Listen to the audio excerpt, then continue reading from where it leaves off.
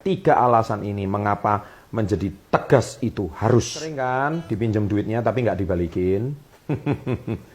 Kamu sering kan membantu tapi orang yang dibantu nggak tahu terima kasih? Betul?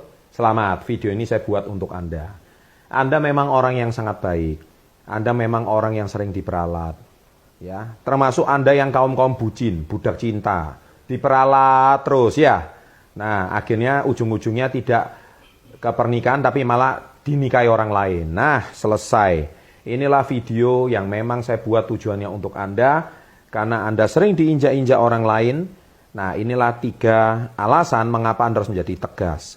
Ini untuk para kaum-kaum ragu-ragu. Ini untuk kaum-kaum bucin. Ini juga untuk kaum-kaum mereka yang baik tapi nggak benar.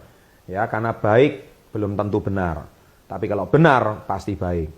Dan saya tahu menjadi orang yang benar itu tidak mudah. Ya, kalau menjadi baik itu mudah. Nomor 1, berhenti menolong orang lain yang tidak tahu diri setelah dibantu.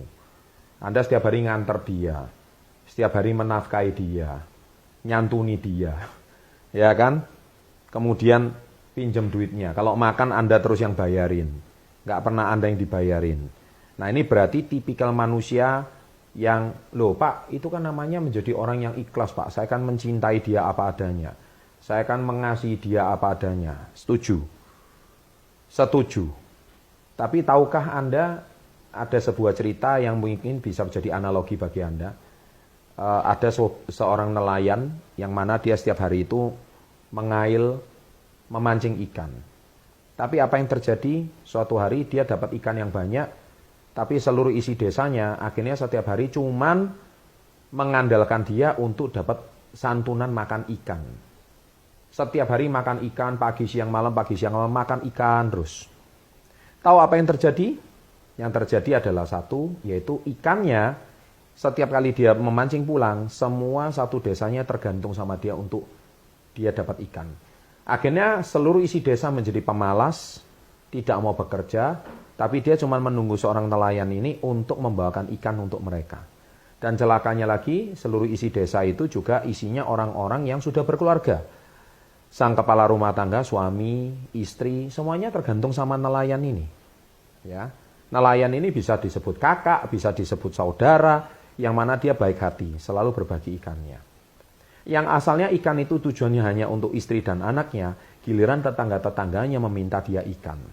Dan alasannya apa? Kenapa dia tidak mau mengambil ikan sama memancing sendiri? Alasannya satu, tidak pernah dapat ikan. Tapi setiap hari ikannya dia ngambil. Nah, pertanyaan saya, nelayan ini baik nggak? Baik sekali. Banyak nggak orang kayak nelayan ini? Sangat banyak, di Indonesia sangat banyak. Tapi benar nggak nelayan ini? Jawabannya tidak benar. Kenapa dia tidak benar? Karena dia tidak pernah mendidik tetangganya, mendidik sanak saudaranya untuk berdikari dan mandiri. Dia selalu memanjakan. Nah, jadi bahasa memanjakan itu terjadi di Indonesia. Nah, para kaum yang Anda sering diinjak-injak adalah karena Anda terlalu memanjakan saudara Anda terlalu memanjakan tetangga Anda terlalu memanjakan orang yang Anda anggap saudara atau bahkan saudara angkat. Nah, ini di Indonesia banyak sekali kaum-kaum seperti ini. Nah, saya ingin berpesan melalui video ini, ya, jadi jadilah orang yang benar, sekalipun Anda dicap sombong, sekalipun Anda dicap sadis, sekalipun Anda dicap pelit, I don't care, kita nggak peduli, tapi Anda sudah mendidik orang lain ke jalan yang benar.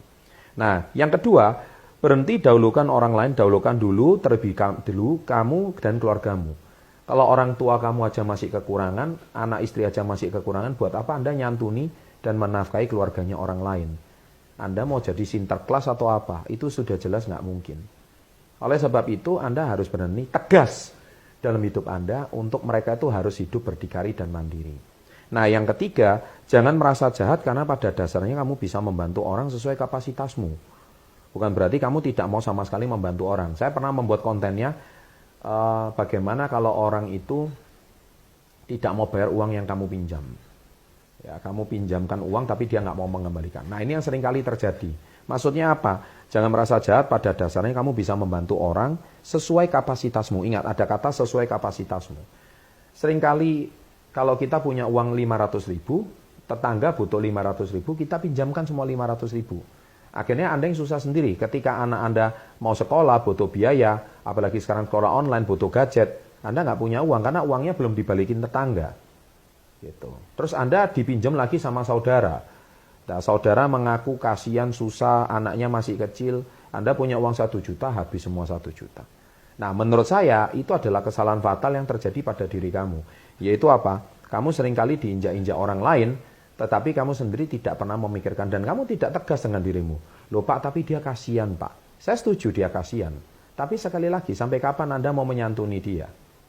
Nah, tips dari saya adalah, kalau Anda punya 1 juta, ada 2 cara sih. Satu, Anda cukup ngaku punya 200 ribu, nih 200 ribu kamu pakai. Kalau seandainya dia bisa balikin, alhamdulillah puji Tuhan. Kalau dia tidak bisa balikin, ya sudah, Anda nggak usah stres.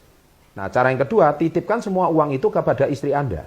Jadi kalau ada apa-apa, suruh dia carikan uangnya pada istri Anda. Jadi dia bukan berhadapan sama Anda, tapi berhadapan dengan istri Anda. Dan percaya sama saya, istri Anda lebih bisa menyimpan uang daripada Anda gitu. Nah, itu sesuatu yang sangat positif. Nah, ini terutama untuk pasangan-pasangan muda ya, yang mana para pria tidak pernah memegang uangnya, lebih baik uangnya dipegangkan ke istri. Karena istri itu passwordnya lebih rumit daripada Anda. Kalau Anda itu passwordnya cepat, diminta apa uangnya habis berapa. Nah, ini para istri pasti setuju kalau nonton video ini. Dan semua para istri pasti tertawa terbahak-bahak, kok nggak dari dulu suami saya nonton video ini. Oke?